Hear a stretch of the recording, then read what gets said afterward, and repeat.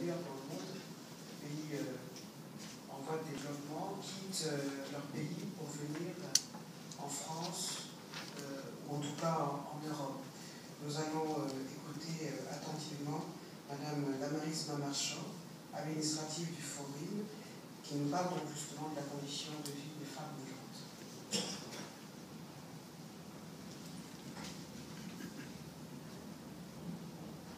Merci.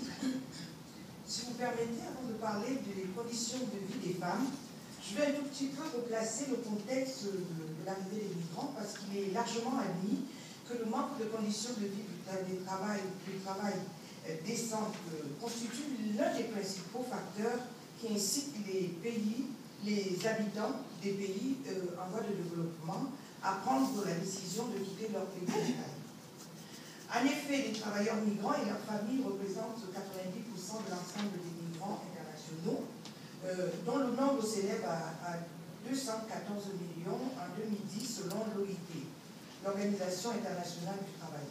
Mais partout dans le monde, les travailleurs ont besoin d'un emploi suffisamment rémunéré pour subvenir à leurs propres besoins et aux besoins de leur famille, d'un emploi qui leur offre des congés payés, des cotisations, la protection sociale, comme ça a été dit, et de prévoir la retraite de ces migrants et de leurs familles pour plus tard, et dont la majorité, on arrive toujours avec espoir de pouvoir repartir tout de suite, mais on ne repart pas, et petit à petit, on s'installe, et comme on verra plus tard,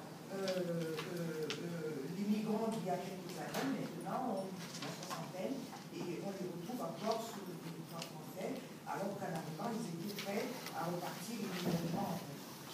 Mais il ne faut pas oublier que la montée du sentiment anti-immigré à travers l'Europe est extrêmement préoccupante.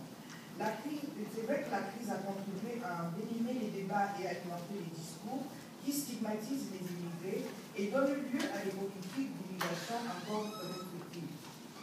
Étant donné le déclin démographique qui nous touche en Europe, reconnaître que nous avons besoin de l'immigration pour assurer notre propre prospérité à long terme est aussi dans l'intérêt de l'Europe. De nombreux migrants avancent pourtant et les conditions de travail avaient été meilleures. Si ça avait été si meilleur que ça, ils ne seraient pas partis. Les études régionales confirment actuellement la situation d'ensemble qui montre également que d'importants flux migratoires se font sur le plan interrégional dans les pays du Sud, c'est-à-dire dans les pays sud-sud. Et donc, ce qui veut dire que c'est largement inférieur à destination de l'Europe et à destination de l'Amérique latine. Aujourd'hui, mon